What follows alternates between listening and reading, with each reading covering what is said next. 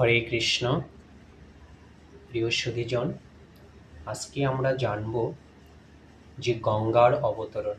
শ্রীমদ্ ভাগবত কি বলছে যে গঙ্গার অবতরণ কিভাবে হয়েছিল।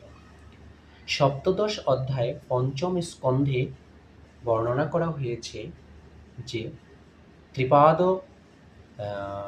ভগবান শ্রী বিষ্ণু যখন বলি মহারাজের কাছে ত্রিপাদ ভূমি ভিক্ষা করেছিলেন, তখন বলি মহারাজ যখন রাজি হয়েছিলেন ত্রিপাদ ভূমি দেওয়ার জন্য, তখন ভগবান বিষ্ণু তার প্রথম 2 পদ বিক্ষেপের দ্বারা এই ত্রিভুবন আবৃত করেন এবং তার বাম পায়ের পদাংশের দ্বারা এই ব্রহ্মাণ্ডের আবরণ বিদীর্ণ হয় বা ছিদ্র হয়।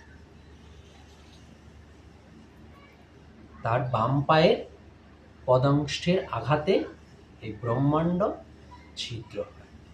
সেই ছিদ্র পথ দিয়ে কারণ সমুদ্রের জলধারা বা জলরাশি সহস্র বছর ব্যাপী দেবাদিদেব মহাদেবের মস্তকে পতিত হয়।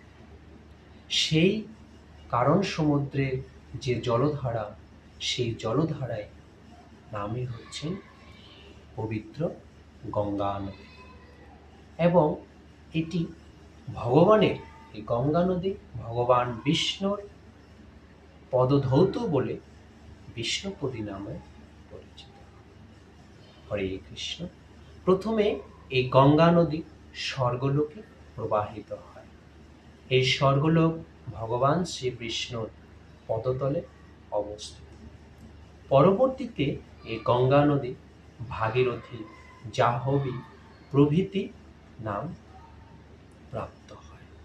গঙ্গা নদী ধ্রুবলোক এবং সপ্তর্ষি মণ্ডলকেও পবিত্র করে, কারণ ধ্রুব মহারাজ বা ধ্রুবলোক বা ধ্রুব এবং ঋষিগণের ভগবানের পাদপদ্মের সেবা ছাড়া অন্য কোনো বাসনা নেই। হরে কৃষ্ণ।